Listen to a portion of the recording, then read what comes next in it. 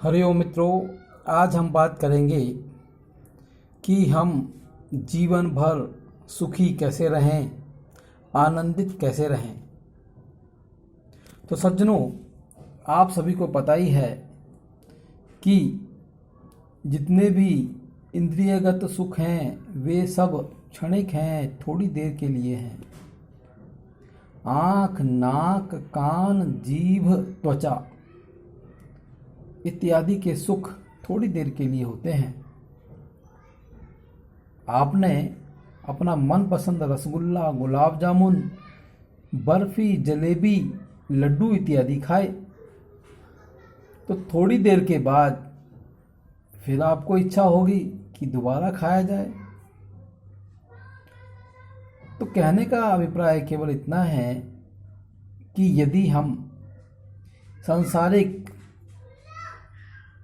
इंद्रियों के सुखों को लेंगे तो वह थोड़ी देर के लिए होंगे, वह परमानेंट नहीं है, नित्य नहीं है।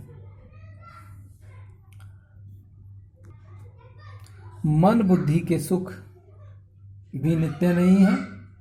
मन की इच्छा के अनुसार कार्य हो जाए तो मन सुखी हो जाता है, और मन के अनुकूल कार्य ना हो तो मन दुखी हो जाता है। बुद्धि के अनुसार कोई कार्य करे तो हमें प्रसन्नता होती है। यदि कोई हमारी बात नहीं माने, हमारा ज्ञान ना ले, तो हमें गुस्सा आ जाता है। तो ये सब सुख नित्य नहीं है। इंद्रियों के सुख से ऊपर है भावना का सुख। व्यक्ति किसी के ऊपर विश्वास करता है, किसी के ऊपर श्रद्धा रखता है, उसे अपना मानता है, तो उसे बड़ा सुख प्राप्त होता है। मानकर चलें, कोई अपने मित्र से बहुत प्रेम करता है, मित्र कई दिनों के बाद आया तो उसे देखकर बड़ी प्रसन्नता होती है।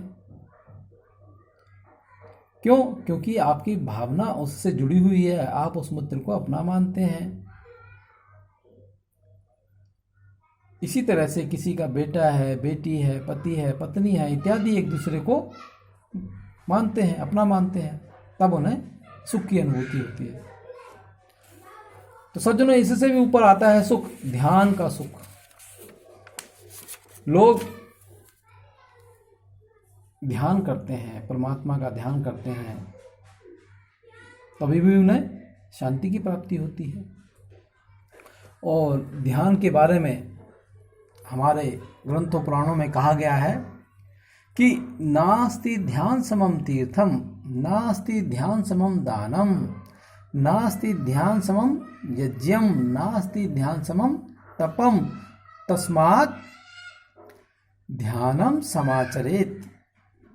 ध्यान के समान ना कोई तीर्थ है, ना कोई दान है, ना कोई तप है, तो इसीलिए ध्यान करना चाहिए। लेकिन सज्जनों, ध्यान किया, आपको शांति की प्राप्ति हुई, लेकिन जितनी देर तक ध्यान करेंगे शांति उतनी देर तक तो रहेगी, बाद में फिर क्या? तो इससे भी दूसरा सुख आता है, निष्काम कर्मयोग का सुख।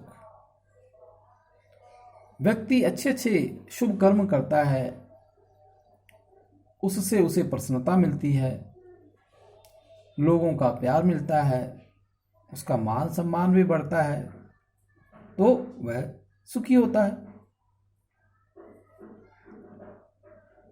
और सज्जनों, निष्काम कर्म से भी ऊपर है आत्म सुख। निरंतर अपनी आत्मा में रमण करना, इससे व्यक्ति को परम सुख की प्राप्ति होती है। वह निष्काम कर्म करते हुए आत्मज्ञान में दृढ़ता से स्थित होते हुए, परमात्मा का चिंतन करते हुए प्रसन्न रहता है। वह सभी भूत प्राणियों में अपनी आत्मा को देखता है।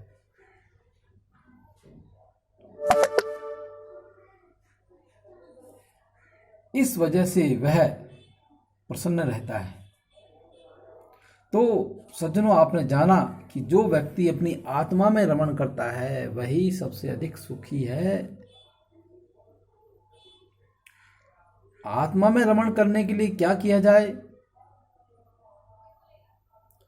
इसके लिए व्यक्ति संतों महापुरुषों की शरण में जाए, उनसे ज्ञान प्राप्त करे, आत्म साक्षात्कार करे,